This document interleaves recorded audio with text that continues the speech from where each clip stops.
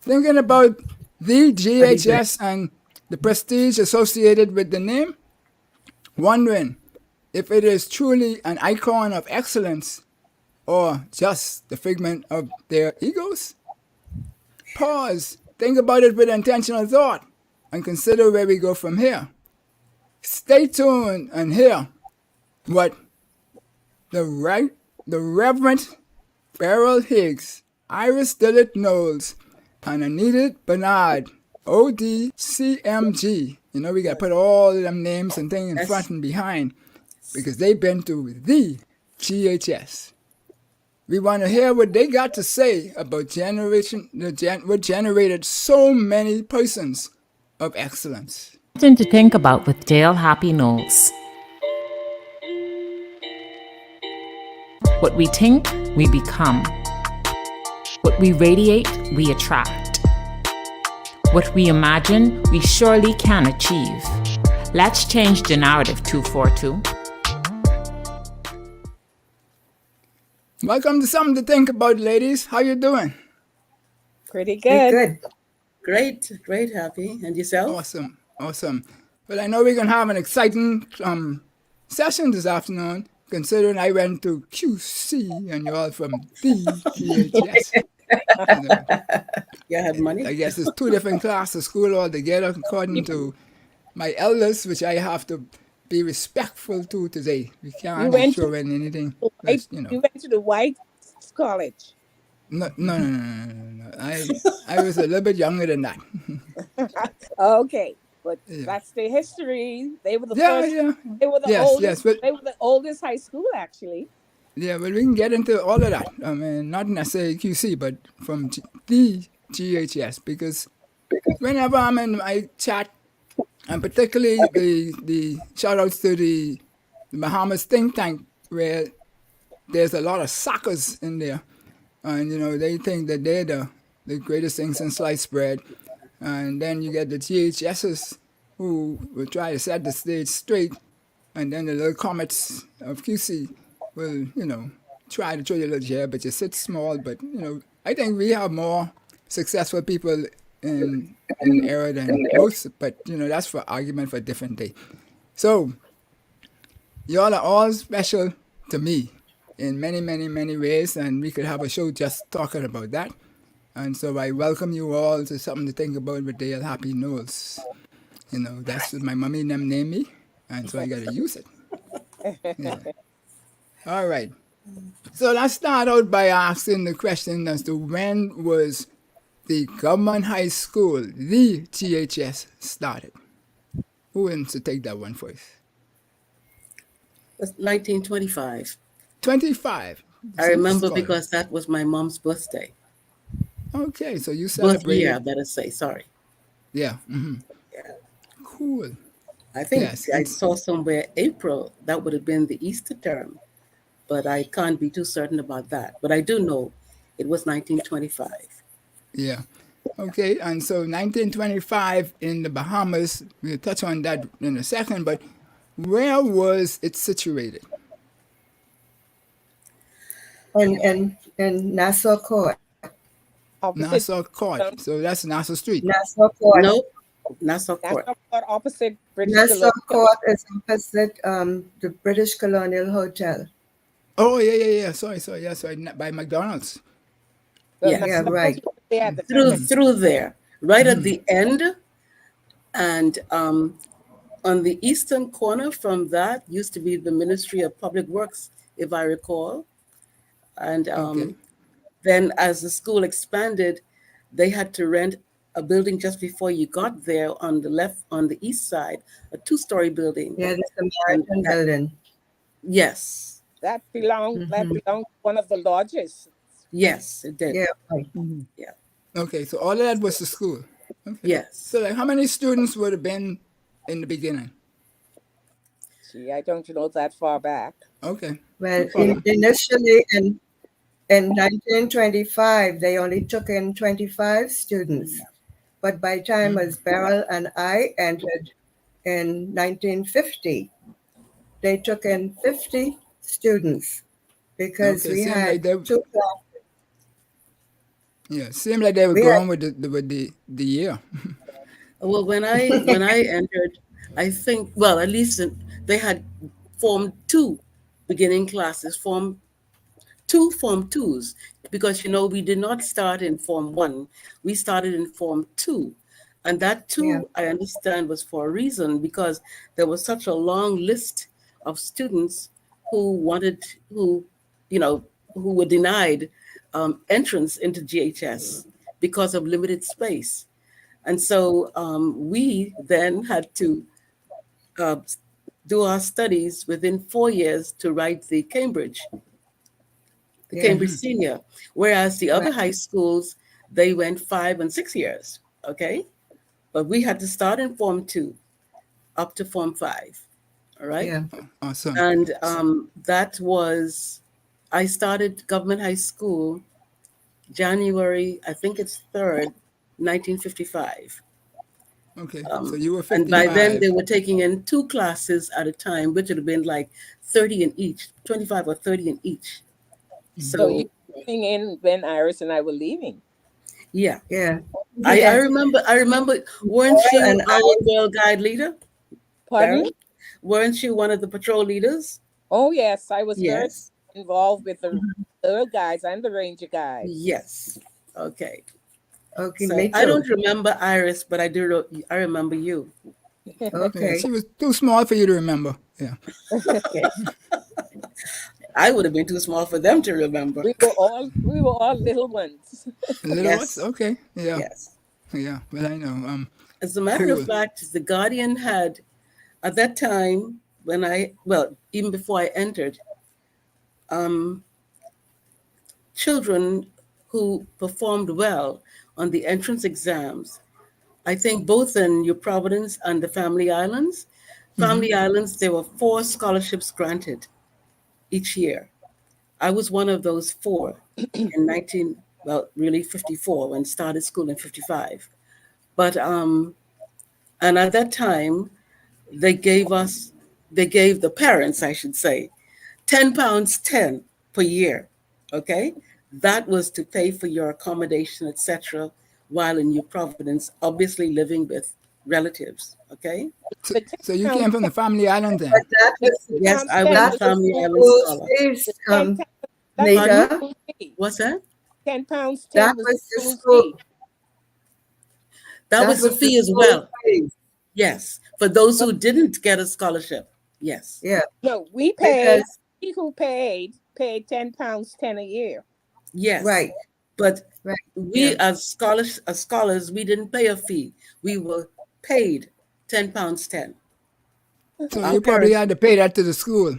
But anyway, you probably No, didn't know. Yeah. no. That was given to the scholarships, the 4 scholars from the Family Islands. I don't know Okay. about New Providence, okay, but we didn't have to pay any school fees. Unlike everybody else, books were Right. provided, Okay. etc. Okay, free. But Right. Rupert Roberts got a scholarship for him to come to from Abou. Mm-hmm. He was in our class, Right.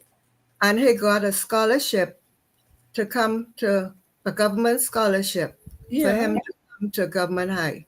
Well, I got a scholarship, but I came from West End, Grand Bahama. Okay, And on the front page of The Guardian, I think it's the 3rd of January, 1955, there are 4 of us. Myself, Sylvia Hudson from Bluff, Eleuthera, Martin Gibson, you remember him? He's also from Eleuthera. And there was one other person, I've forgotten. But the 4 of us are there, along with the head boy at that time. Okay. Okay. So let's get back on track a little bit. So Yeah. we talk about a time starting from 25 when the school started. Mommy, you and Beryl came in, you say, and what year? 1950. You came in 1950 and You were ready to leave when I got there. yeah, okay. And then No. from Bernard, you came in 55. Yes. So we're talking about before majority rule, folks. So help us to understand what kind of city was Nassau at the time? Well, it was a lot of racial discrimination. Okay. And a lot of foreigners were in town because remember we were under Great Britain. So Yeah. all the government offices were filled with English people. The banks and everything else were. Yeah. So So we were subjects then. We were the subjects. Bahamians couldn't get a job Our own country. in our own country. You know, we even couldn't get to go to school. Yeah. Okay. So that's a good segue right now then. So the question would be is then what was the educational environment at the time? So if you had segregation and you had racism and being subjects to the British monarchy, not monarchy, the what you call the system again? The Westminster system. Westminster system. Yes. Then what was the educational system in the Bahamas? Was it just for the British citizens per se, when I say the foreign ones who came here, or was it for everybody in the Bahamas, or how many different schools people had access to at the time? Well, Go ahead. we had Western Senior and Junior and Senior, Eastern's Junior and Senior, Southern Junior and Senior for the black children and the Okay. poor white children. Okay? Then we had Xavier's for the white children and QC for the white children. Well, Yeah. there was also St. Augustine's, St. Augustine's all St. boys. Augustine's only had boys. and they were free. They had free. It was all free for them. Yeah. But soon it didn't take very long for them to start to be integrated, and then St. John's College. St. John's, yes. The Queen's College was always there because of the Methodists. Then we had St. John's College when the Anglicans yeah. came and opened up at the high school. And then we had St. Andrew's, which only allowed the parents to pay, to buy shares in the company for their children to come to school. So that eliminated a whole lot of people. But then Milo Butler was a wealthy man, so he insisted that one of his children went to St. Andrew's, even though the child didn't want to go to St. Andrew's. Yeah. But So he- with all this limitation, then at how that did you time- get into the school? Wait, which school? Government high school? Yeah, the St. government high school. Andrew's. Well, No, the government high school. I was just going to backtrack a little bit on what you're saying, Iris. With St. Andrews, that was like a vague something out there. I don't think many of us knew very much about St. Andrews. You heard about it. However, one of my sisters, when Dame Ivy was at education, she and Susan Wallace, they were the ones who integrated with the first 4 Black students from the government schools. One was my sister, one was Milo Butler's granddaughter, I think, Claudette. I think that's one, the Claudette. And there was another, there are 2 of them, I can't remember their names, because they were all in set with my younger sister. But those were the 4, under Dame Ivy and Susan, they integrated St. Andrews from, with the government kids. But that much I knew of St. Andrews. Getting back At that to time. Government High, my brother, Cyril, was the fortunate persons to get into Government High when there was discrimination. Yeah. Okay. Well, actually, you talk about educational environment at that time, Happy. My early education was in the Family Islands, Exuma and West End Grand Bahama, because my dad moved around as a wireless telegraphist, so family did too. But I can only tell you what I know of my parents and others I heard. they would, at least my parents, my father especially, he would tell me, get something in my head because no one can take it from you. You know, that meant, he saw me once preening in a mirror, okay? And he'd say things like, beauty is only skin deep, and you don't put all your monies on your back, meaning clothes. Yeah. Those are some of the advice they gave me. And my mom would say, whatever you have to do it well. And she'd say other things, you have to put up to get up. I Right. still didn't know what that meant till much later, okay? But it meant you have to maybe swallow your pride sometimes and be humble and all the rest of it. But I didn't understand those things then. But at that time too, based on my parents' ambition for their children, one of the things my mom used to say, and my dad, you must be independent. Now, you're telling this to a little teenager, Right. who really sort of sheltered, not growing up in the city and knowing all the things that Beryl and Iris would have experienced. That didn't mean very much to me, but they kept harping, be independent. Then I heard one of the Coakley girls say her mom told her, Ellen and those, Iris? Yep. Uh-huh. Yes. They told their daughter, she told their daughters, be independent.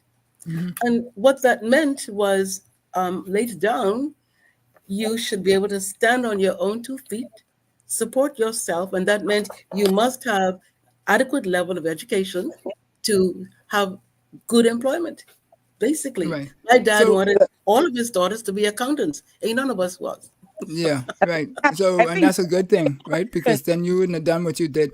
So as we look at that, then, so how did you all actually get into GHS? If this was the environment that you were in, the process, Well, or how were you invited? I can tell you, as a family island person on West End, Um, resources were very Anita, limited. Eh? before you get to that, let me tell Happy how Government High came about. Because Okay, it was the old boys' school it was. with only white children. And Mr. Adderley, A.F. Adderley, Paul and Francis Daddy, Mm-hmm. and Cleophas Adderley's grandfather, the two of them worked hard to open the school, to turn it into government high school, so that the black children and some of the poor white children could come to the school. Okay. so. Okay? By the time we got there, it was pretty well integrated. Integrated. Yeah. Okay. Yeah. And Yeah. not only that, I guess I was so determined because my mother always says, now you go in there to learn as much as you can so you can Mm-hmm. be your own later on. And I didn't realize that all of that was going on in the background because I just wanted to learn what I had to learn. I wanted to be successful. So I just concentrated and had myself a good time learning. I recall my dad he grew up in West End. And he said when he reached aged, I think 13 or 14, 14 was the leaving age at that time.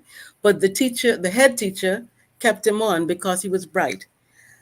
And when government high school opened, he wanted to, have a chance to study there. But no relatives were in Nassau at that time where he could have lived. And so his parents didn't allow him to write the exam. But it was always his ambition. He wanted to further his studies. Instead, he ended up learning the trade as a wireless telegraphist and blah, blah. But he was self-taught. And so that was one of the reasons he was keen on his children obtaining further education because you were in an open school. They call it all-age school. You know what that is, right? Yeah. Yeah, yeah. An open building with all the classes, no petitions, nothing. And you had a headmaster, monitors, and maybe another teacher or two. Some of them were not even really trained or anything, okay, in the Family Islands. And Yeah. so that was the environment. And you didn't have books hardly to read. But there was the Ranfurly floating library. And when I somehow I got a hold of books out of that box, and I would just read as many as I could. And so when I came to government high school, I had read, you can Google it, there's a series called The March of Time from the Trojan horse time, the Greeks, Yeah. up until World War I or II, I think. And I had read all of those books. So when I came to GHS and we had history, my first test, Mrs. Morrell gave me, that's Beverly's mother, right? Gave me 100%.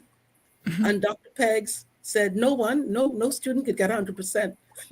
He had to look at it and he took off 1 point. I got 99.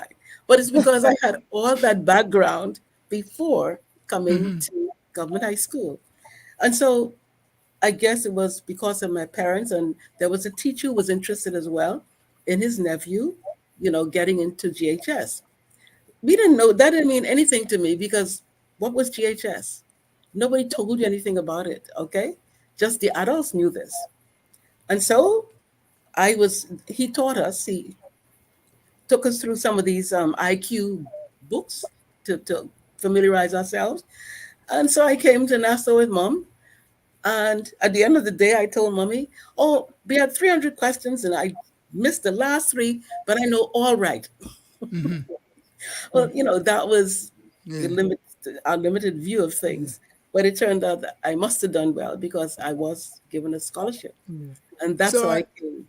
Yeah. So, Beryl, you are the one who driven or called more so than everybody else, I guess.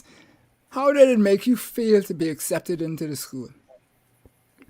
Well, again, I was very honored and very excited because, like I said, my brother Cyril had attended. And I just wanted to meet friends, and I wanted to become a part of their sports program, and also a part of their guiding program. So I went in there thinking that I was going to be sure to get everything I could, learn everything I could to help my body, mind, and spirit.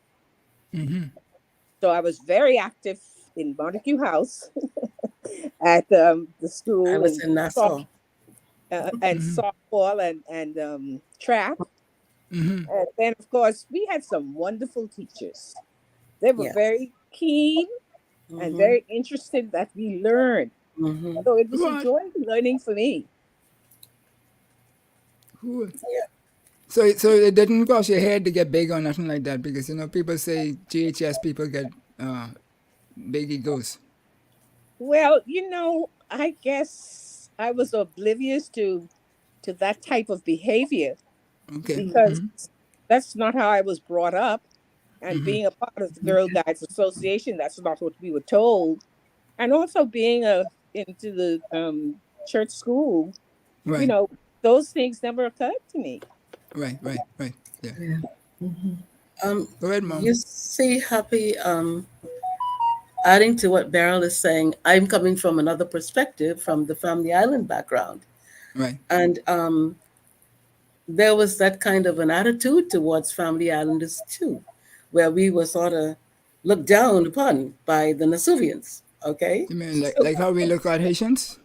In a sense, yes. Bad like that? In a sense, yes. Okay. But I was going to comment it seemed like they just figured they weren't as exposed as the city people.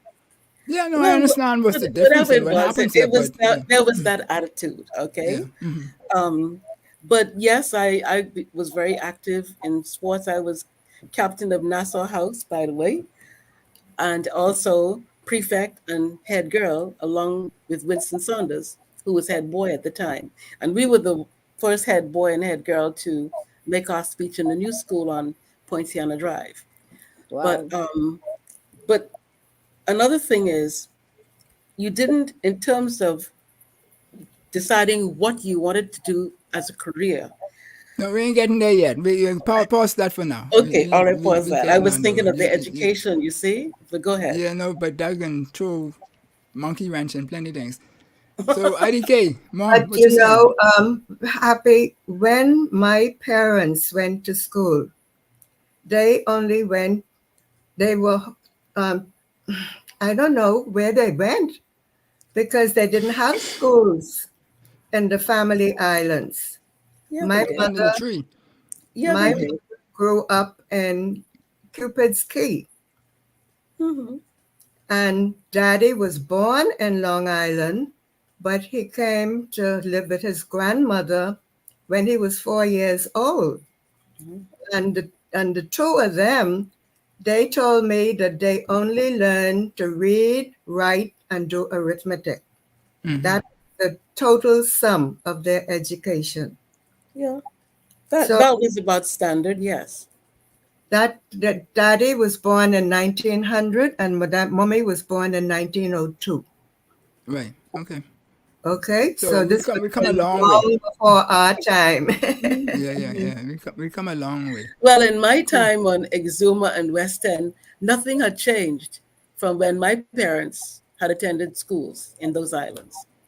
The same school Yeah. building is still there in Georgetown Yeah. and But in West End, or is not used now in West End. yeah. But I think the building is probably still being used in Georgetown, up on the Yeah, but hill I there. think everything is relative because there's Yeah. people today who still saying nothing changed in 50, 60 years too, right? So I mean, it's all No, relative. no. So There so have been changes, but we'll come to that. yeah, no, I know.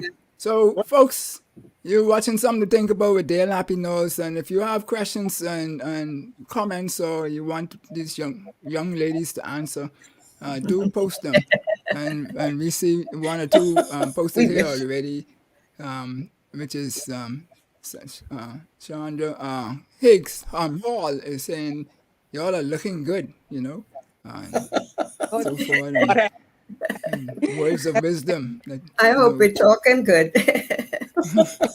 well, she said words of wisdom, so it must be meaning something, right? Yeah. And so forth. Cool. So as we progress on now, then, if we look at the importance that the government high school placed in the development of leadership skills, and Bernard, you started to talk about that and so forth. You all are all leaders in our society, whether people knew it or not. Bernard, you might have been in the forefront, being in cabinet and the like and stuff like that. But I know stories I could tell by myself, and y'all could keep quiet for the next 2 hours, and I could still talk about stories about the two of y'all. So more so than you must be. So, Really? but tell us a little bit about the program, the curriculum, why so many leaders were developed, and what type of skills did y'all acclaim from being at the school? Well, I don't know about Iris and Beryl, but when I attended GHS, when you were about to enter third form, that's your second year, you had to make a decision between taking needlework and for the boys woodwork, or what was needlework and another subject, I think. okay. But Latin or Spanish, whatever it was. But I said, I'm not going to do needlework because I'd already had plenty of that. My mom was a seamstress. And I said, I don't need to do needlework. So I stayed in the academic stream, okay? But the boys had the choice of doing woodwork. Now, we didn't have any science labs per se as you have today. You remember Mr. Barnett in that one room with a counter? Yeah. And he taught us science from in that kind of a lab, all right? But the boys, well, most of us, I guess, we learned. We had to. We didn't have time to play. As a matter of fact, there was no sports field in Nassau Court. So 2 or 3 times per week, we had to walk down to Clifford Park for sports, for our regular sports time, okay?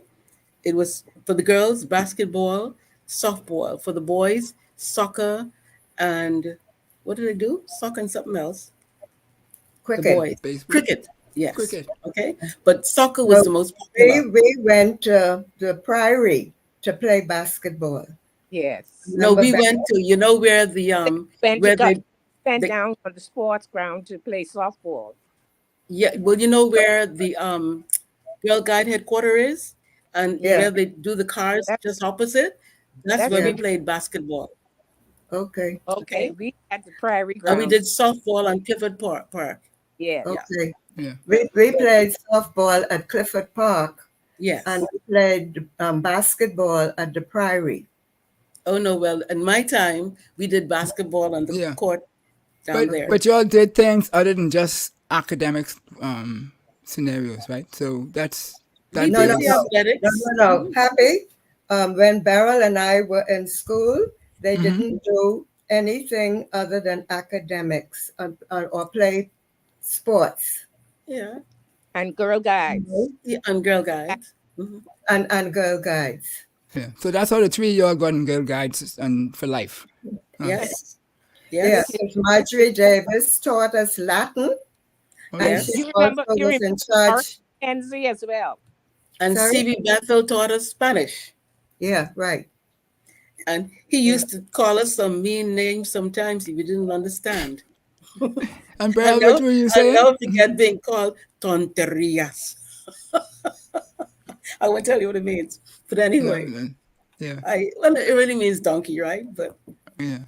when we didn't learn our, words, and so Well, he comes up to then- you. But he would be smiling, But Yeah, well, I didn't mean mean, anything. okay. But Happy, we didn't have when Beryl and I went to school, we didn't have a choice. We had to take all 9 subjects, Right. Yeah, all of us. and we didn't have a choice between Spanish or whatever, French or something. No, Latin. We had to take Latin. Right. It was So Latin and mandatory. Spanish. Yeah.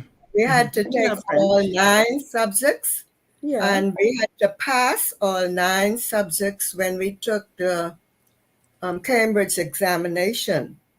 And if we had failed math and English, or English. take the whole 9 You fail the whole thing. all over again. Yeah. Yeah. That was the standard. Yeah. GCE.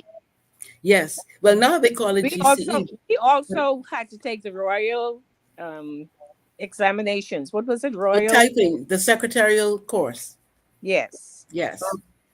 But When they started teaching secretarial sciences, but that was later on. Yes. Because they didn't. But once they started the 6th form, which was when Pam Granger came over from St. John's College, because they didn't have a 6th form, and she came to Government High to join the 6th form. There were only about 5 people. They didn't start the 6th. They started the 6th form I started 6th form in 1959. And they started like the year before that. We were like the guinea pigs, actually. No. It was like, Pauline Allen Dean. No, his sister was in the first. They were the first set. Yeah. The first group. And I would have been, my group was like the second batch. Dr. Peggs, my dad wrote 3 letters asking for, that's when you could make a choice, okay? And Dr. Peggs was the principal? Pardon? Yes. Dr. Peggs was the principal? Yes. My dad wrote 3 times to him asking him to allow me to go into the, but they didn't call it business, secretarial. Form 5 remove, they called it. 5 remove, right. Yes, to go into that, to do the business and stuff, okay? 3 times, Dr. Peggs turned it down. Instead, he made me go into 6th form, okay? Now, I didn't even know what I was going to do in 6th form. But I had no choice. He made that decision. And we studied for the highest school certificate, okay? And apparently, we were being sort of groomed to be given an opportunity to study abroad. Okay, Winston and Pauline were the only ones who got 6 points for the high school, and Pauline refused a scholarship from the white oligarchy. Okay, Winston Saunders got a scholarship to go and do law in London. Okay, I didn't, and instead I ended up. First, I applied to do nursing because there were limited opportunities other than secretarial work or nursing or teaching, that was it for the girls, for females. And so I did the exam for nursing, passed with flying colors, changed my mind. I said, that's dead end. And I ended up going into teachers college. Okay. So That's where I started my career. That's a very Pardon? important point, because all the jobs that were available were persons wishing to become teachers, nurses, policemen, and Yes. special workers. Yes. But please. fortunately with me, Bobby Bethel, Roberta Bethel Sands was like a big sister to me. Okay. And she knew someone at Navios. Yes, I remember Navios was famous. When I went there. But I noticed that, Nita, you went into government. Well, I went into teaching first. I did it for 2 years. So, and then I ended up teaching, and that's where I started my government career as a teacher. Right. Okay. So you had two, right into the question on the screen, which is the business environment in the Bahamas at the time. So you had the private sector and government, which was crazy private sector, but we didn't get into the details of that. But when you would have left school, was it automatic that they would have, No. you would have gone into those programs, into those systems, or you would just fend for yourself? No. Was there a mentorship program into I guess I was actually given opportunities. One at a time. Okay. Go ahead. At the time that we got into the top form, they passed out applications for all the government offices.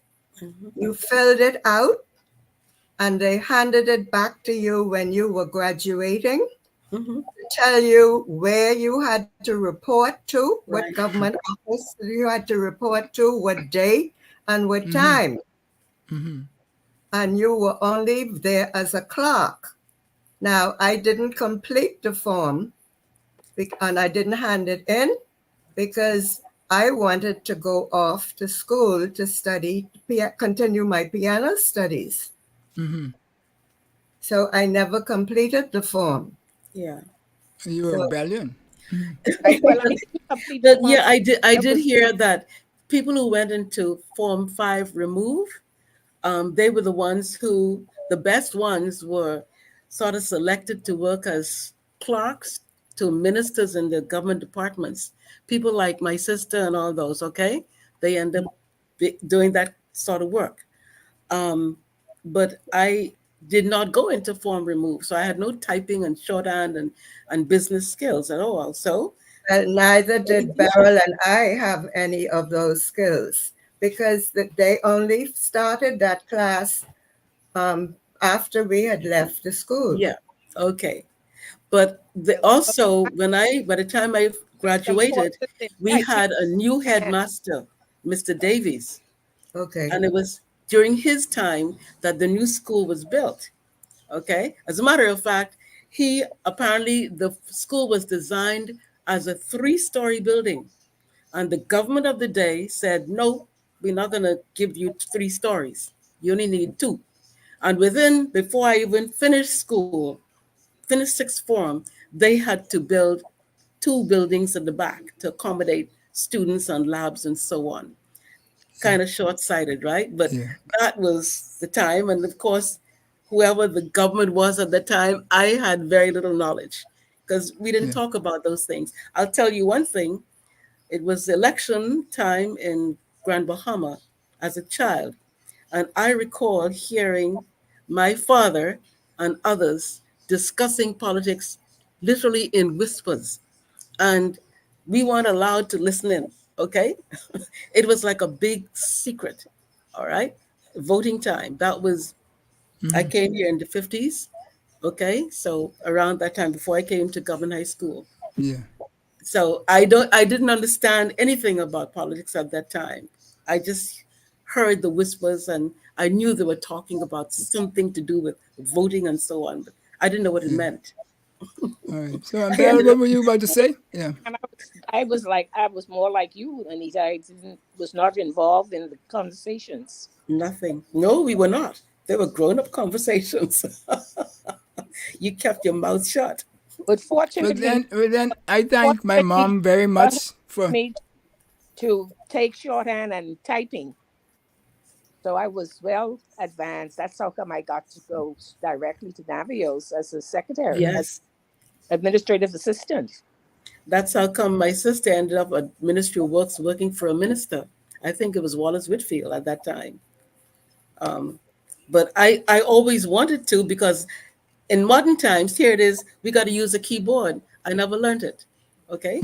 So I still don't have those skills to type, but I manage it's a computer, so it's different.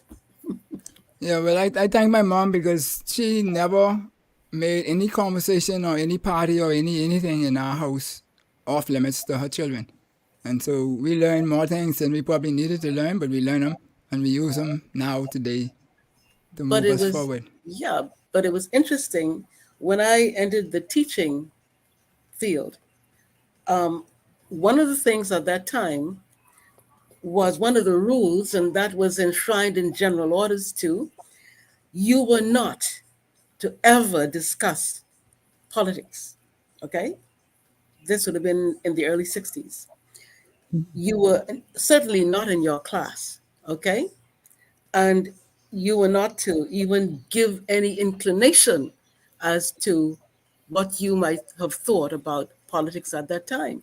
And so, as a matter of fact, with that kind of a, I guess, why I say training or conditioning, I went through my entire career still not wanting to be, discuss politics or what I believe, not with, say, my students or with my in my workplace. Okay. And I'm glad I did because I was always able to be balanced in terms of dealing with staff in different ministries and so on. So that stood me in good stead. It didn't mean that I didn't understand or I didn't do my reading. I did a lot of reading because one of the things was in my teaching career, I applied for a job on a family island because I wanted to experience that. Having left the family island at age 12, I never went back for 25 years. Oh, And something about it, I wanted to experience what it was really like to live and work on a family island.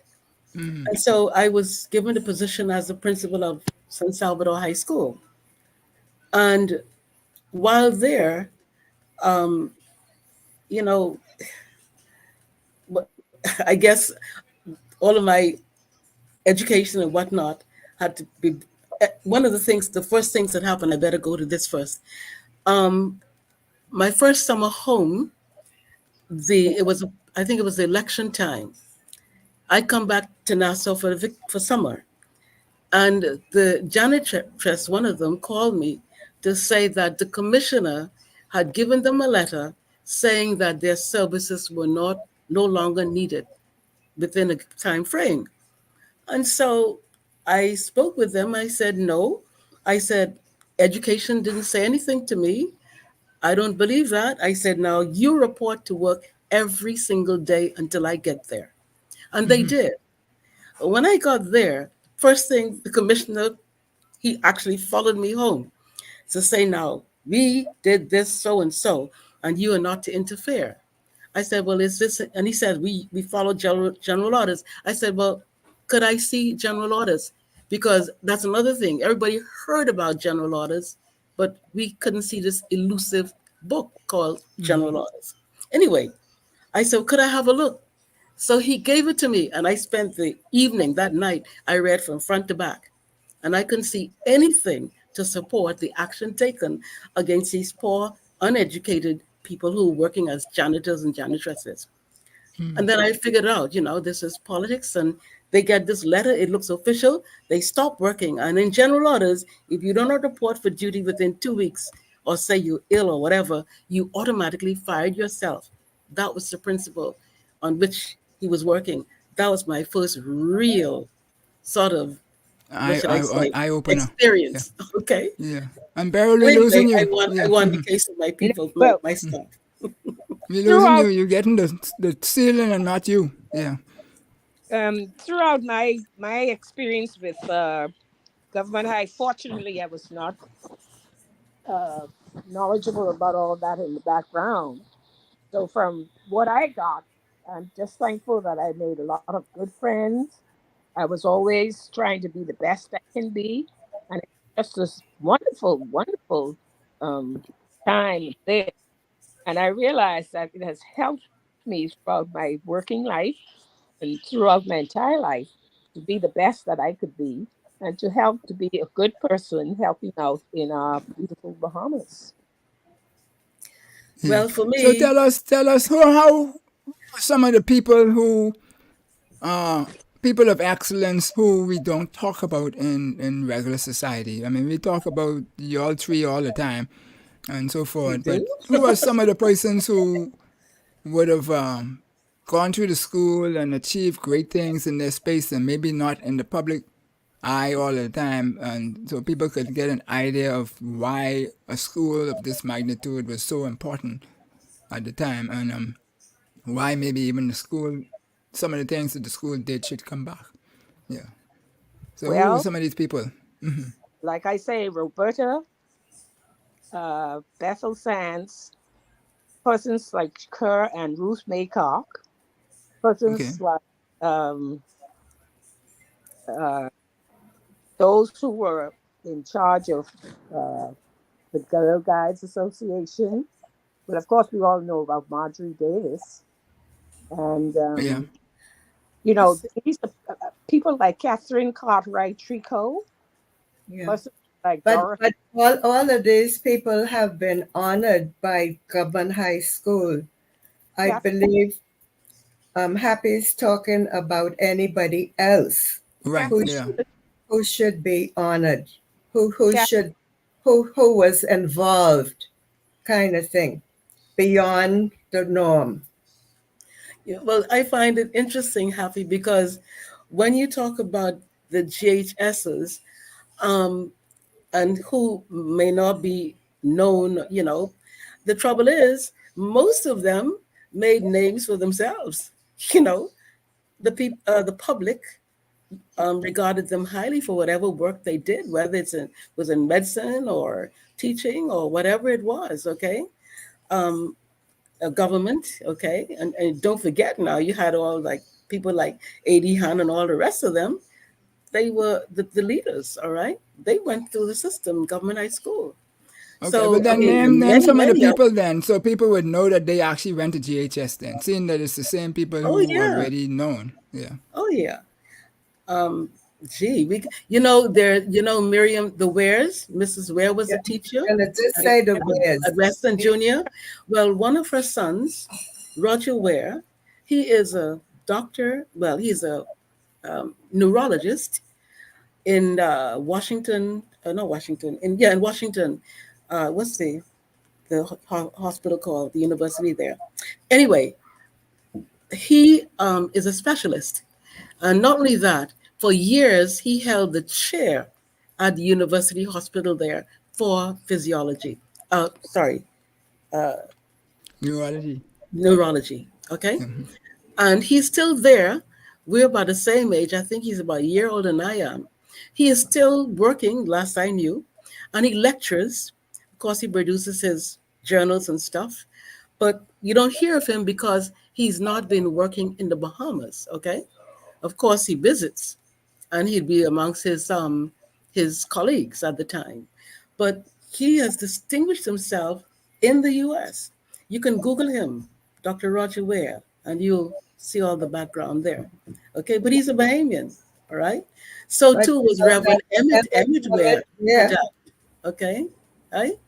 Emmett Ware was the Emmett Emmett died, Emmett but was the first Methodist, yeah, Bahamian Praise. Methodist priest, Yeah. pastor, pastor. Okay, you know. So, well, I, all of them did very well. And oh yeah, Miriam's son is now an oncologist, but he's also a hematologist. 'Cause I've Hassan, been yeah, to him for Hassan, hematology. Hassan, Yeah. You know, oncologist, yeah. yeah. All right. So it's a lot of people. So then back to you Oh yeah. three now, but I think because we can close out by talking about you three and specific questions. So how did GHS system influence the way each of you impacted yourself, that you had your impact on society. What about it that you would say would be the number one or two things that inspired or caused you to act the way you acted in society, whether you were rebellious or whatever it was that you achieved that you find to be most notable in your careers? Happy. What about GHS would have caused that to happen? I was a very quiet and introverted person when I attended Government High. And they taught me, and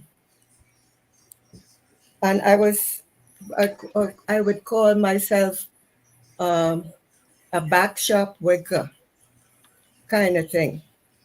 But they taught me to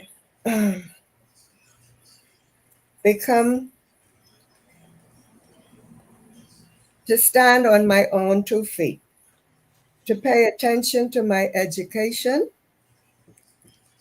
to become less quiet, and to get involved in all kinds of things: basketball, softball, Girl Guides. I was in charge of the tuck shop and all these kind of things. Yeah, so I blame them then for you being involved in so many things. Yeah, right. At the time. But they encouraged us, greatly influenced by the teachers, to do our best and to help others. I learned to stand on my own 2 feet, and I became a prefect and was well respected by all the other children in school. So I then used those things and moved out into the world. And I had value, I had self-value and whatever. To go out in the world and to drive among other people. self-esteem. Yeah, okay. So that's how I got out there, because I recognized that education was important and that I have to have a value of myself and other things. And I needed to be out, and I recognized that I wasn't alone in this world. Teamwork showed me that there was others to be involved in. So when you were at Burma and you were dealing with the international folks, being the what I call the depute CEO of Burma, I know you didn't accept that, but that's basically what you were doing.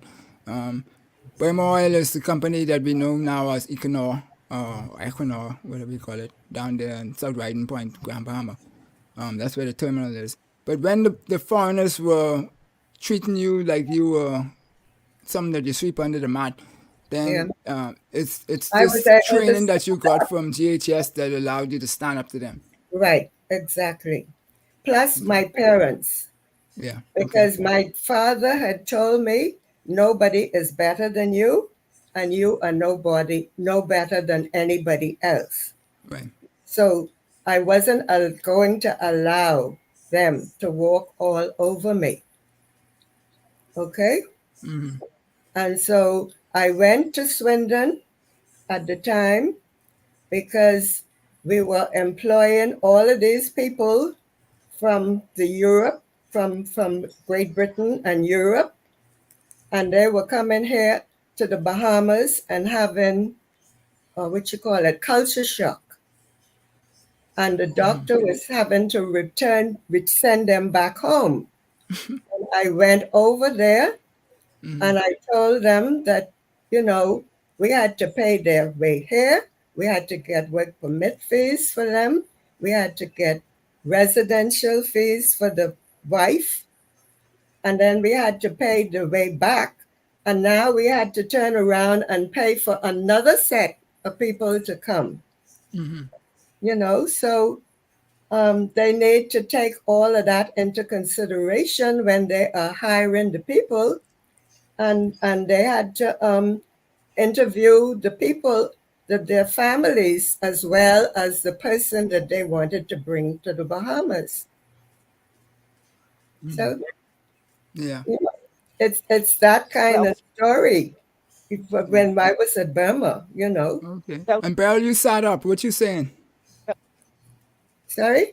Well, No, I for say, and Beryl me, sat it up gave and you me a started to say those feeling of, things. So what she saying?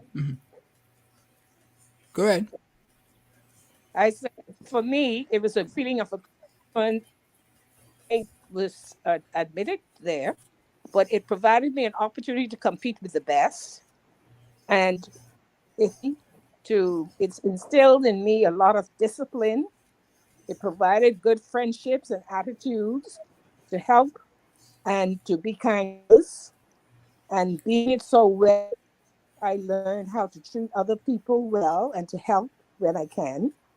It really contributed greatly to my happiness in high school, in the workplace, and also helping me to build a better Bahamas. It also, Okay. And so, after go my ahead. daughter died, led me into ordained ministry. So a lot of things that I took with me into that field, I got from being a student at government high school. Yeah, because I was going Body, to ask mind, if and it helped you spirit. find purpose. Yeah. Yeah. Hmm. You have to give back Cool. what you've received. Yeah. Cool. Esplanade? Um, I'll start where Beryl just ended. One of the things that was my parents drilled in me, to whom much is given is much required. And that has always remained with me in my work. And so I've always felt that I should give more than I ever get in return. In fact, our prayer, our alma mater prayer, that's GHS, teach us, good Lord, to serve thee as thou deservest, to give and not to count the cost.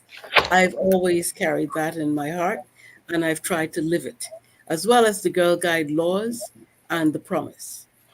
Those are some of the principles that, let's say, they have been the wind beneath my wings, apart from my family support.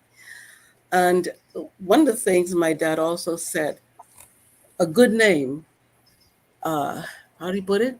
There's something about you cannot have a substitute for a good name, something like that. But what it meant was your good name was all you had. And therefore, for me, that meant whatever I did, I would always try and it had to be based on sound principles of justice, particularly in my work in the public service.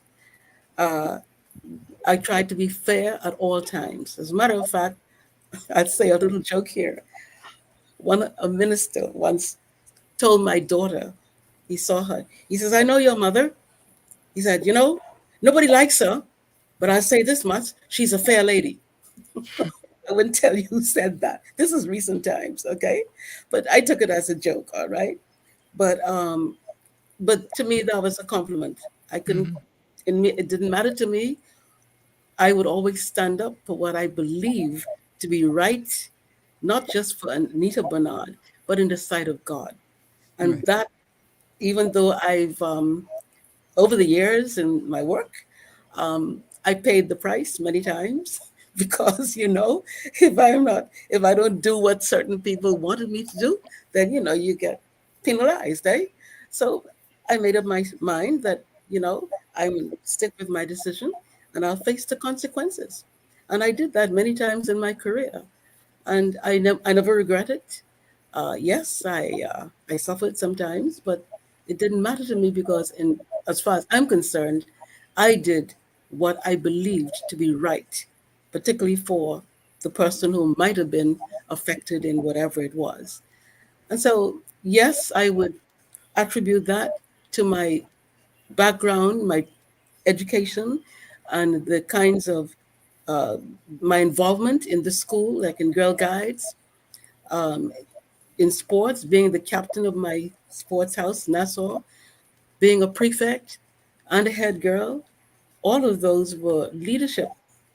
And obviously, the teachers, whoever made the decisions, must have seen something in me to have entrusted responsibilities on me from almost from my first grade there in Form 2. Yeah. But I tried to live up to their expectations. Miss Margie Davis being one of them. Okay, she was my Latin teacher, and by the way, I had read all these, the Greek mythology with all these stories. So the first Latin book had all these Greek mythologies in them, but in Latin. But I knew all of them. Okay, so I would be up there. I'm the only one who know these answers, and of course, the other students, they got fed up with me because Miss Davis would ask me, Yeah. all right, and I would get it right.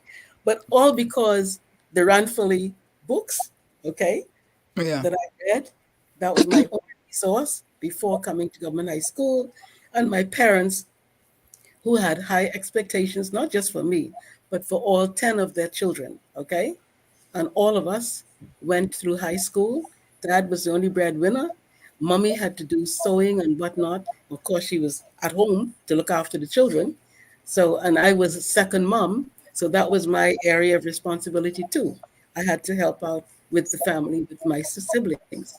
So yes, all of that helped to form my character and my modus operandi in my work. And Awesome. of course, church, I've also been extremely involved from a teenage back in St. Mary's Church. Did you go there too, Iris? Yes, Yeah, that was but my I home. was the first baby christened at Holy Spirit because Daddy had built the church. Okay. Yeah, but Well, I was there, debater. I was part of that, the chair for their um, AYPA, Anglican Young okay, Peoples. Do you remember Yeah. Richard Crawford? He was at yep, St. Barnabas. And so we yeah. were on opposing debating teams. And, Richard, he thought he was the debater. And guess what? We beat him. He never got over that. St. Mary's beat St. Barnabas. But anyway, that's all fun. But yes, I've had the opportunities. Some of them, they were thrust on me. Some of them, maybe I fumbled and did something wrong, or maybe did something right along the way. But I've always, the bottom line has always been for me to try and improve wherever I am sent to work. I leave it a better place. And that has So been Sean, something that guided me. Sean was Amen. asking about education and parents to get into education. What would be your answers to a question? What was the question again? Oh, yeah. I was fortunate that I was given a scholarship. And when Dr. Peggs insisted that I go into sixth form, that was on scholarship too. And eventually I studied at UWI, that was on scholarship. And I've had many courses and whatnot at government expense in terms of training. Okay. So yes, Yeah. I've been blessed and I've been very fortunate because Yeah. honestly, my parents didn't have the money either. Yeah. So, Okay. Beryl, the question was, how important was the direction from your parents to get an education? That's the Oh my! fundamental question. It was really something that encouraged me because my mother never did go as far as high school, and of course she was the one who was always saying me, "You can do it. You can do it. You do your best. And once you've done your best, the Lord will do the rest." Okay. And she encouraged me all the way through. I remember when I was 14 years old, my mother had a little grocery store on the corner of South Street and Nassau Street. And when I was 14 going to Western Senior School, we had to take the groceries down to the store because we had a refrigerator at home. So we had to take it down to the store where there was a cooler. And then on Saturdays, I had to keep the store. And many times the elderly people will come and they will tell me everything about their life. man, you think he should do this to me and whatnot? And I had to listen. But it became very interesting because I learned about different aspects of living, which helped me a lot when I became a priest. Okay. Yeah. Cool. All right. So then, what would it be different today from how students were prepared to be productive? So what's different today? I want to just, well, maybe I shouldn't. I know I leave that out. Listen, we talk about things that people ain't talking about. So if you want to say something that other people ain't saying, say it. That's the way I look at it, right? So, Okay. You know, we have mommy, you like immigrants. going dark. We have immigrants. And what I observe, having been an educator for 20 odd years, what I observe is they are perhaps they're living how we did as back in the 50s and 60s, okay? Okay. And so the parents are very interested in their children getting education, a good education, because that's their ticket to further education and obviously employment later down.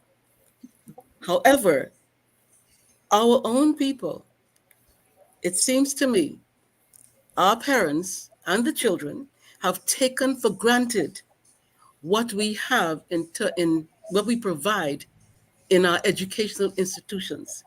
They've taken it for granted, they waste time, and then at the end of the day, they finish school because they have to, and they're not even employable. Another thing I want to mention quickly, whilst I remember, in 1976, I think I was a teacher. The then government had what they call a social revolution. I didn't know too much about these political things, but we heard about it, okay? And one of the policy decisions taken at the time was to shut down all of the woodwork shops in the junior high schools. We as teachers, we were taken aback. We were upset because mainly the boys went to those classes, okay? And today, fast forward, that would have been back in the 70s, 76. Fast forward, what do you hear as the national cry? We lack the skill set, even to develop our own country. Okay? Yes, we have BDVI that they're trying to get off the ground. But just think, had we continued with those programs back then, and don't forget, when I was younger back then, there was something on the law books called the apprenticeship. School leaving age was 14. Boys all had to learn a skill once they finished school, whether it's carpentry, masonry, or whatever, okay? That's how they earned a living back then. That went out of the window because we were not supposed to, in the social revolution, we were not supposed to get our hands dirty anymore. Do the history, go back and look at it. Today, we are paying the price in many, many ways. And it's going to take a long time to regain what we have lost. I pray, God, it isn't too late. And yeah, you got the STEM program and all that. And we're talking about, but we need to start educating our children from the last class or so in primary school, get them to use their hands, because it is in that kind of work, independent, skilled work, that Bahamians could realize their own wealth and personal satisfaction. That is my view as an educator. All right. So I would agree with a lot of that, but I would say that I wouldn't say that it was because they didn't want to get your hands dirty, but more so to say that all of you could become the academic persons that other people were getting positions. You were the elite of society, but that don't mean that everybody else was getting opportunities that you all gotten. So the mindset, as I understand it, was to get everybody the same access to be able to be. The I'm not going to argue with you with this. I'm saying that's my understanding of it, and if you differ, that's what fine. we understood back then. Okay. Okay. I feel that the Happy, important thing. I feel that one of the important things we have to do is teach our children the quality of life that they have within themselves. They're still living on what mommy did or what daddy did, why I feel the way I do, but let them know that they have it within them. Mm-hmm. All they have to do is ask God for his wisdom, knowledge, and understanding and build that quality, inner quality, to feel like they are included and to make their voices heard. Good. You can say something more? I Yeah, forgot. Yeah. All right. So when my parents were young people, they didn't have an education, and daddy's father taught him the trade, and he became a fantastic building contractor. Yep. My mother, her brother, taught her to be a tailor when he brought her from Cupid's Key, yeah, sure. Eleuthera. And she was the only one who stayed with him. And he had a tailor shop. And so he taught her to be a tailor. And she decided that since she could make clothes for men, she could make dresses for women. So she then became a seamstress, you know? And in our day, and me and Beryl's day, all of us had to learn a trade, even though we were going to the government high school. Right. You know, because I went to Coral Hyler and Blondie Hyler up on the Fort Castle, and we learned how to knit and crochet and embroider and all kind of stuff. You know, even though we went to high school, and I had to go Miss Jane to also. Western Senior School at night time to learn to type. And I went down to Miss Woman, what the lady's name, down in Chippenham, to learn to do shorthand. You know, so yeah. This is I it. agree with all of that. I'm saying all that is necessary. I'm not denying that. Right? Yeah. So what you say, Beryl? No, I was saying that Miss Jane taught us how to do the knitting as well. And like Iris says, we learned, apart from being in high school at the government high school, we learned other things without the school, like typing and knitting. And you know, it was also always something to make us feel accomplished. Yeah. And to be able to use that until such time as we were able to take care of ourselves with a job. And these were things inspired by GHS or inspired by your parents? The parents. Mainly the parents. Okay. Our parents. Because one of the things I remember my parents, the oldest, since I was the oldest, and, you know, once I finished, and then my sister next to me, when we were to start working, then we were to help out with the younger siblings, okay? Whatever it was, we helped out, all right? Until we end up getting married. That's a different story. But yeah, that was an expectation, all right? So, and in the summers, I was at government high school. I'll never forget, I got a summer job to work at, I think, K.S. Moses' shop. It was a shoe shop on Bay Street. And guess what? He asked me to go clean the window. I was so embarrassed. I would wait until I saw there was nobody and I'll do a quick one. And then he was observing me from inside. He saw my embarrassment and he called me to come inside and I could help the shoppers, you know. But it was the most embarrassing thing for me to be outside cleaning a shop window.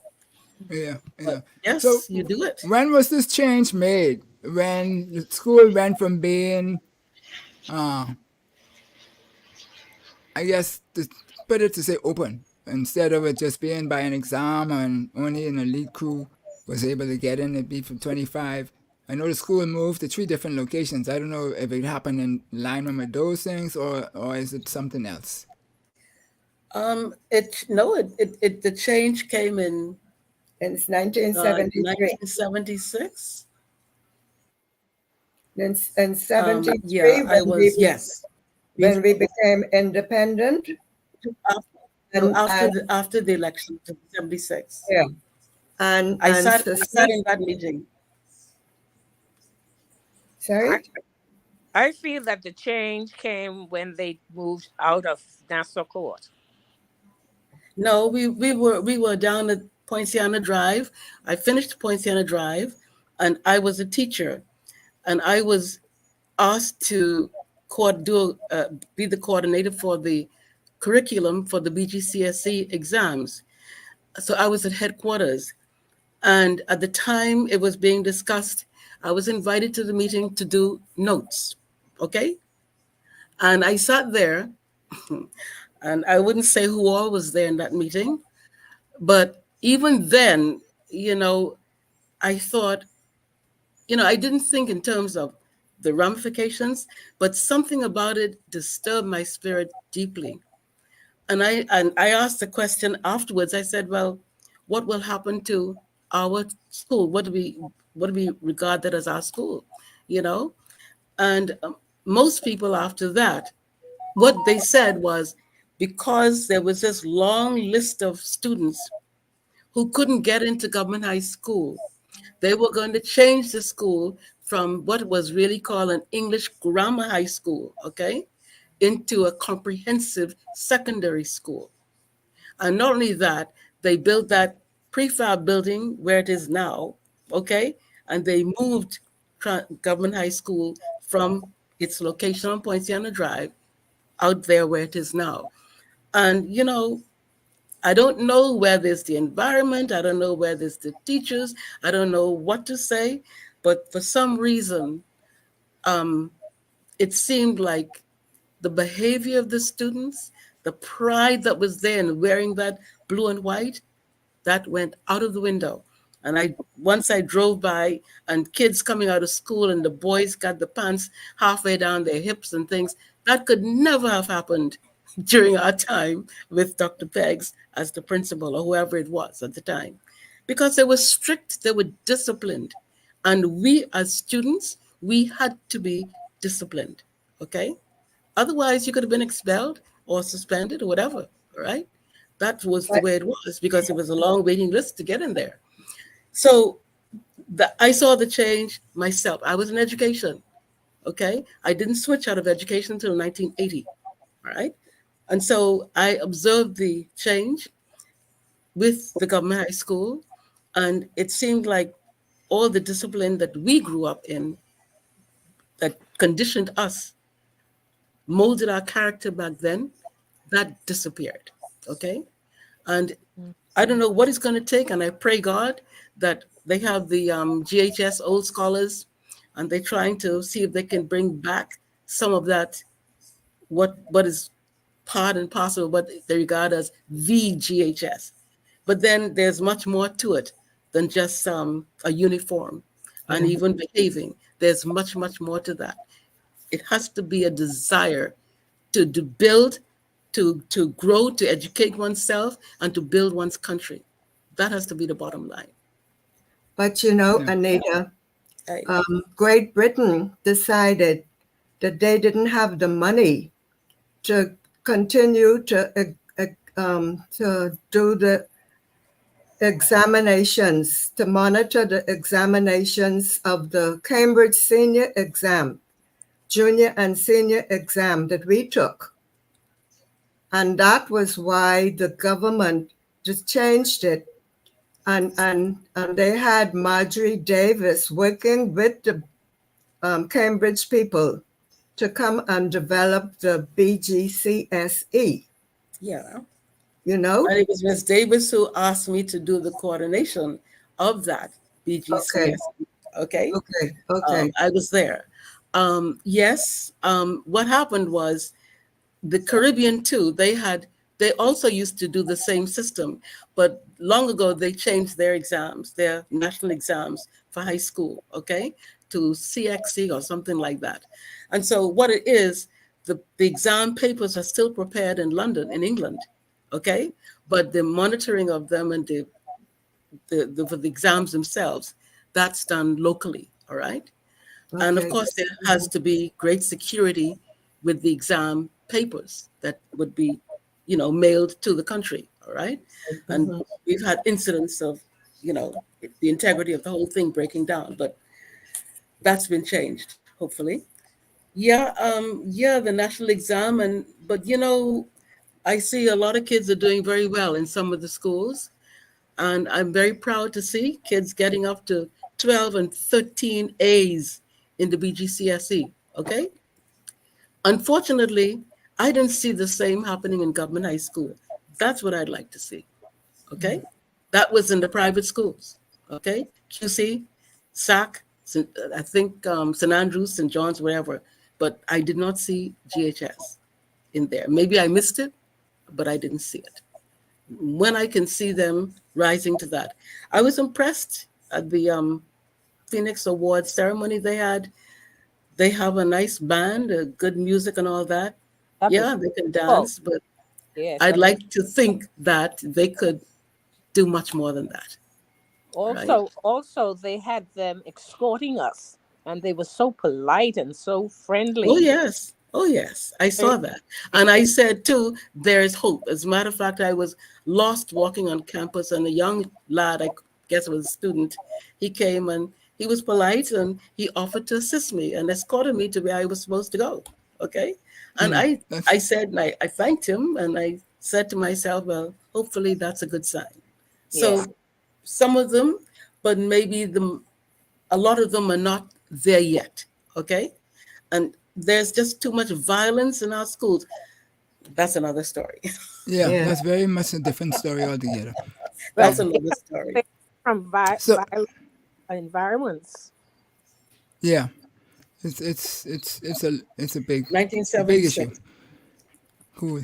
So the D in the D government high school was dropped, and y'all are suggesting it was, or saying it was this particular instance in which y'all just spoke of, that when that the D part, the part where people look at when you all say the government high school, Yes. the ego, blah blah blah and stuff like that. I mean, from what you all said just now, it doesn't seem like there's an ego, but that's what people perceive. They perceive. And see, that's 90% of the thing. It doesn't matter what we think of ourselves a lot. It's what people perceive.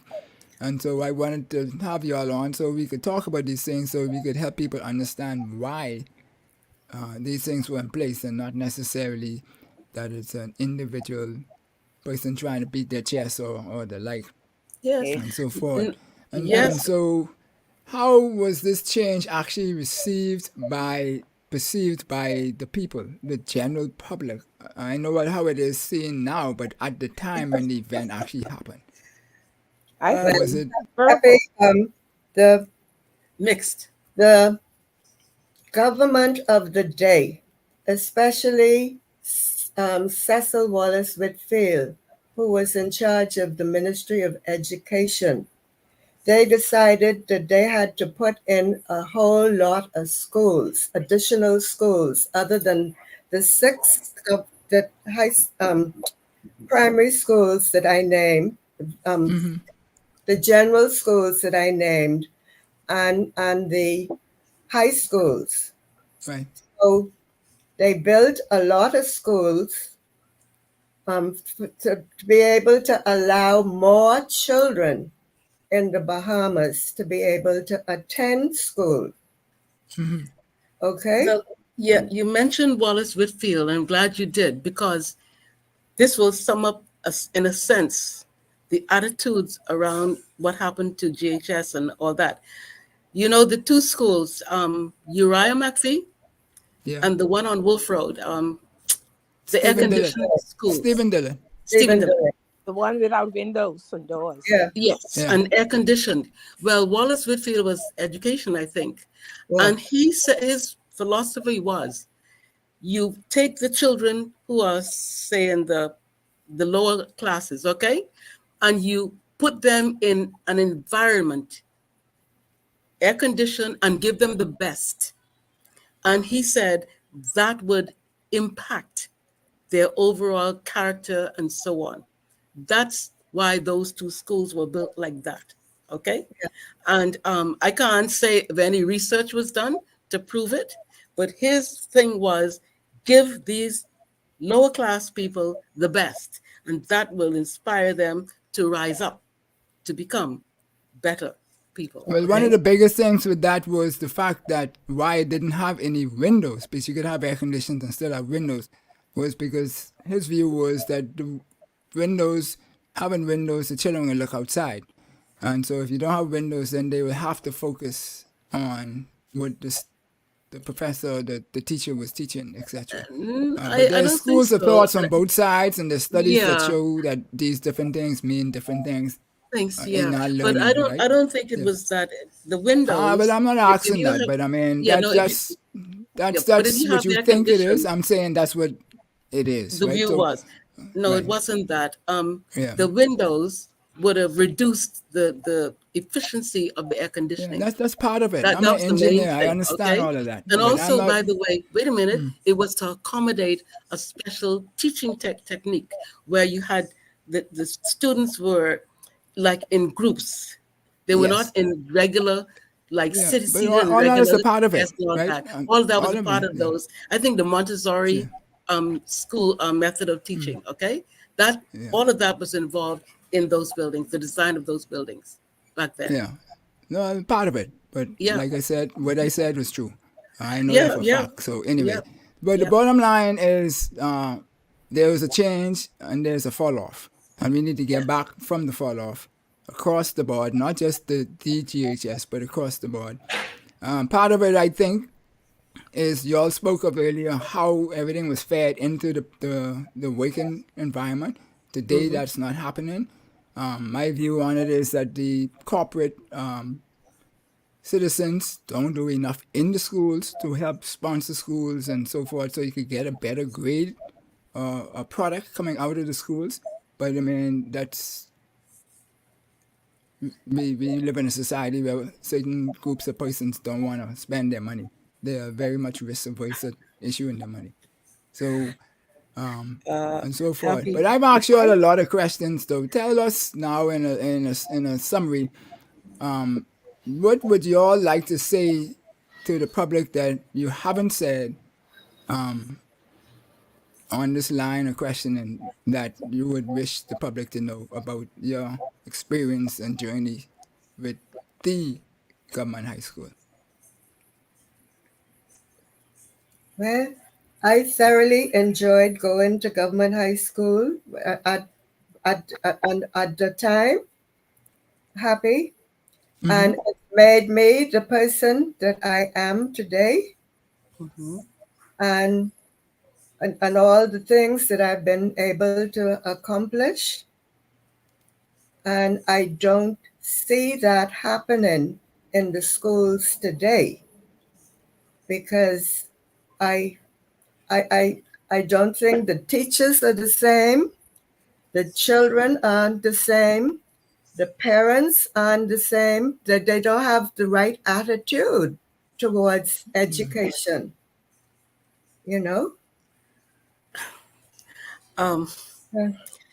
As a teacher, Dale, one of the rules or the policies at the time was a woman, a female teacher, if it was discovered that she was pregnant out of wedlock, she lost her job back then.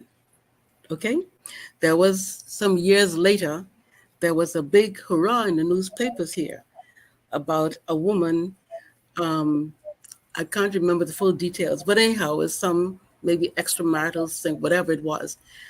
Or she was having a child out of wedlock and being pregnant in the classroom and all that. And there was a big to-do in the newspapers, okay? Because at that time, people still held the view. Teachers should set the example, okay? We've fallen away from that. Okay. You check the records, check the history. And I'm not blaming teachers, but I'm saying I'm only saying what were the standards back then for us, okay, as teachers, okay? You had to live up to a certain standard. That was the environment in which I worked. when I was working after I came out of government high, the policy was that a married woman who got pregnant had to, when she went to deliver the child, she had to quit her job. Okay. And so when I worked at Sassoon's Banking Corporation, I quit my job and they told me, Iris, submit your application now when you submit your resignation, because we would like for you to come back after you've had the baby, to operate our accounting machine. So,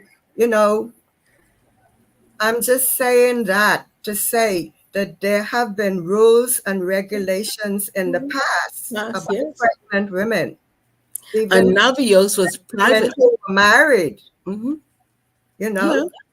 So I'm saying, but that's what I'm saying. These were the standards. That was the kind of environment in which we worked. Okay. And more so if you were a government employed teacher. Okay. There were many teachers who ended up changing their names, but they were not married, but just to keep their jobs. Okay. If they got pregnant out of wedlock. So, I mean, it's serious. Okay. There were people who took their own lives. Okay. So that's way in the past. But still, it happened because the standards were there. Okay. And we as teachers were supposed to set that and maintain a certain standard for our students. I tried to live that. I think we need to try to get the students to understand that there's more into them than their surroundings, and teach them, try to have some sort of courses or something in getting them to understand that they have it within them as long as they have the right attitude. I don't think that because their parents is not married or anything, they should be have to suffer for that. So teach them that it is within them to bring out the best in them to make their future what it should be. Well, I guess I don't want to give the impression that, hey, because you're not married. That's not. I'm only saying the expectations for us at that time as teachers. Whatever the reason is that their parent is the way they are, let them know that they're more than that and they could be better than that. Let them know that. Well, actually, particularly on the family islands, when I went to that island to teach, they had not had a marriage there, a wedding there in 13 years. So when they heard I was getting married, suddenly people started to get married. I was happy because one or two of my students, they are doing extremely well in San Salvador. Okay. But many parents were not married back then and brought up their children. As a matter of fact, my mom was 16 when she got married. Okay. By the time she was 17, she had her first child, and she ended up having 10 children who lived, 12, 2 died. Okay. And you can't, we were or daddy, the only government wireless telegraphers. So it was not easy. All right. And so our parents kept us on track. So what I'm saying is, what is the reason today for what's going on? Okay. Where the children are out of hand and the violence. Because when I was in teaching, one of the things we said then as teachers, this whole thing with young people having children younger and younger out of wedlock, it's going to come back to haunt us. That's what we're reaping today. That was back in the 70s. Okay. Nowadays, children because they were saying children having children.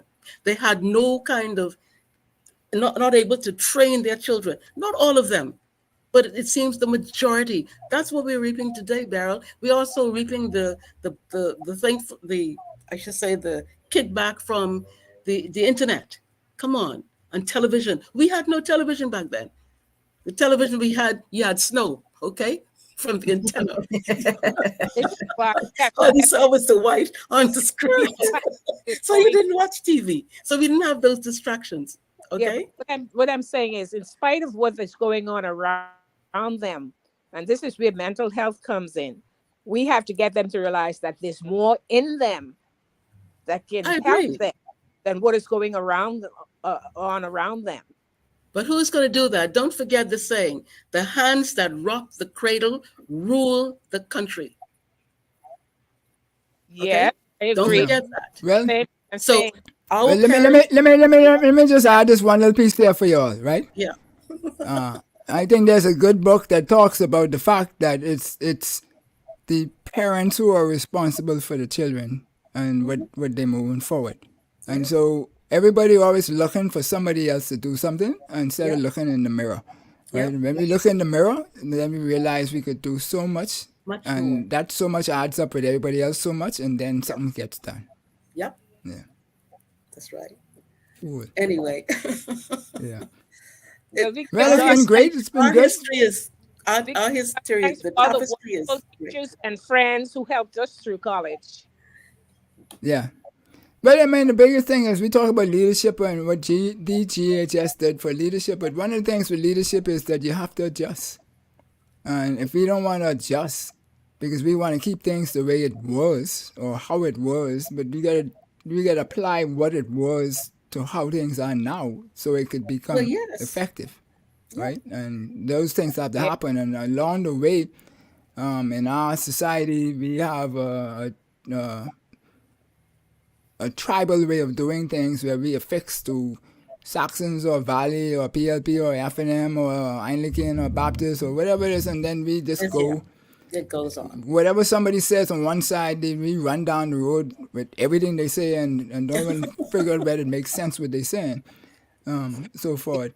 And those are things that we need to change. But I look for people like you all to put your hand in the mix, even though you think you're retired, and help some of these younger people understand. Not tell them how to do it, but just help them understand what they're facing, so then they could speak the language that needs to be spoken to address the changes. That's my input on the scenario. And I would like to thank you all kindly, and all of the guests who all of the viewers who stayed on and listened to you all for 37 plus odd minutes more. Really? Than what I ask you all the time for out of your busy schedules, because I mean you all still there busy. You're retired, but you ain't tired. No. Works, my day, doing well. Thank you. Trying to God. do a little piece here and there as we go. Yes. You're doing well. Keep it up. Thank you.